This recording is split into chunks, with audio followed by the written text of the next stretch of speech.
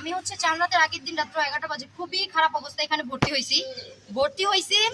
প্রথমত টিকেটের এখানে তো অনেক ভোগান্তি, ওইটা বাদ দিলাম। যেখানে গেছি আমরা ওইখানে যাওয়ার পর এক জায়গায় বসায়া প্রায় 20 থেকে 25 মিনিট শুধু ঘুরাইতেছে।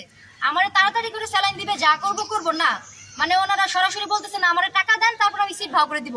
এই সিটের থেকে ওই সিটে বসায়, ওই সিটের থেকে ওই সিটে বসায়, ওইখানে যান। এরপরে আমার ভাইরা একটু চিপা নিয়ে বলে 200 টাকা দেন, সিট ভাগ করে দিব। আমি ওই সময় মনের অবস্থা, আমার ভাই কিছু না ভাই 200 টাকা দিয়ে দিছে। তারপর কিছুক্ষণ পরে urine test, creatinine level test, আর একটা টেস্ট। এই টেস্টগুলোর জন্য একজন লোক এসে বলতেছে 2800 টাকা দেন, হ্যাঁ টেস্টগুলো করে দিব।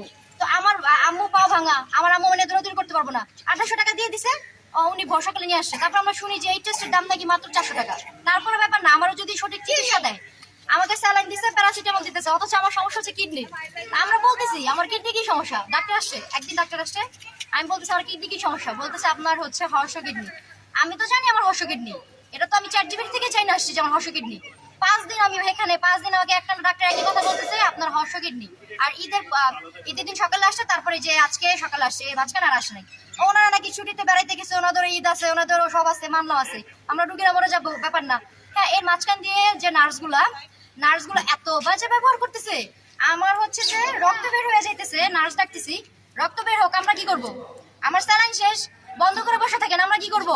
আমি বমি করতেছি, মরে আমার কাছে আইসা বলতেছে, আমার আমাকে বলতেছে ও কি মরছে? ও তো মরে নাই, আমরা ভাত খাবো, তারপর ওরে আমরা ইনজেকশন দিব। ইনজেকশন স্টকে ভরা, আমার আম্মুরা ইনজেকশন কিনে আনছে, কি বলে ইনজেকশন কিনে আনলে গর্জ থাকবে, হ্যাঁ বারবার ইনজেকশন চাবে না। তারপরে এই যে এই জিনিসটা, এটার নাম কি জানি না, খুব সম্ভবত স্যালাইন সেট এটার নাম। এইটা আমারে বলে কিনে আনতে, আপনি এটা কিনে আনলে আপনার গর্জ থাকবে, আপনি এটা যত্ন করে রাখবেন, সরকার থেকে দিলে গর্জ থাকবে না।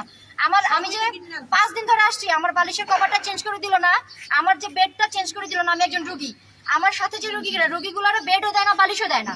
আমি ওয়াশরুমে গেছি, আমার হচ্ছে যে স্যালাইনটা নিয়ে গেছি, আমার স্যালাইন রাখার স্টার, আমার বালিশ চাদর নিয়ে গেছে আরেক জায়গায়, আয়সা দেখি কিছু নাই। আমি তো রুগী, সিস্টারকে বলছে, সিস্টার বলতেছে দাঁড়ায় থাকেন, কিছু করবো কি বলবো, আপনি চাকরি খেতে পারবেন, চাকরি খেয়ে দেখান। তারপর আমি বাধ্য হয়ে ভিডিও করছি। আর কি সুন্দর দৃশ্য দেখতেছি, রুগী আসতেছে, আমি ভিডিও দেখাবো, আমার কাছে ভিডিও আছে, রুগী ছটফট করতেছে, ওনারা বলতেছে টাকা দেন, এভাবে টাকা গুনতেছে, হ্যাঁ টাকা একজন আরেকজন গুনতেছে, দিতেছে, হ্যাঁ ভাগ করে নিতেছে 3 জন। এগুলো কি ওয়ার্ড বয় নাকি খালা নাকি মহিলা? ঠিক আছে, এগুলো কি নাকি ঝাড়ুদার বুয়া? না ওনারা কি আমি নিজেই জানি না, ওনাদের পরিচয় জিজ্ঞাসা করলে বলে আমরা সরকারি চাকরিজীবী।